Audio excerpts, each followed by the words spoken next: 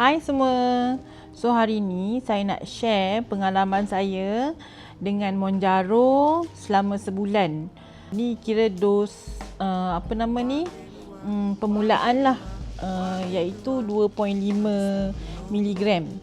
So saya ambil di tempat saya bekerja. Kemudian dia cucuk dekat perut dan kita pergi ambil setiap minggu lah 2.5 miligram selama 4 minggu. So setiap minggu saya akan pergi cucuk dekat perut. Nurse yang akan cucukkan lah.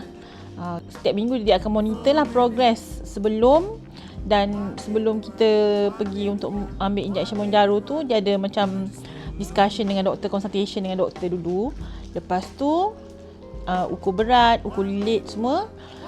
Lepas tu baru dia cocok, kita decide lah, discuss nak ambil yang mana satu. So saya ambil Monjaro sebab saya pun ambil antidepressant. Menurut kata doktor, kalau ambil antidepressant elok ambil Monjaro sebab dia tak kacau hormon, dia tak buat kita rasa depress sangat, sebab kita tak boleh makan, berbanding dengan yang lain, Wegovy ke Ozempic ke.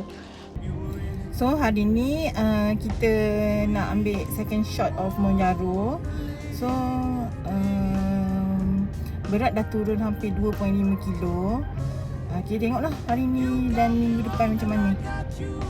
Okay, so hari ni adalah minggu yang ketiga untuk ambil jab Monjaro. Berat taklah statik, turun sikit je lah, dalam beberapa gram. Nurse kata craving memang normal lah, memang ada craving lah dalam masa 2 hari tu. So kita tengok macam minggu ketiga macam mana. Okay, bye. Apa yang saya dapat rasa adalah kita rasa lebih bertenaga sebab kita ada diabetes. So apa yang nanti kita akan discuss lebih lanjut lah tentang turun naiknya gula dalam darah kita, nampak lebih stabil lah berbanding dengan sebelum ni, iaitu kalau makan sikit spike sampai 15, 20.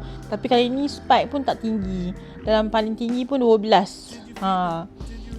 Sepanjang sebulan saya ambil Monjaro ni, saya rasa lebih aktif, tak mengantuk. Lepas tu tak macam selalulah, macam lebih banyak tenaga. So boleh buat kerja dengan pantas, dengan cergas.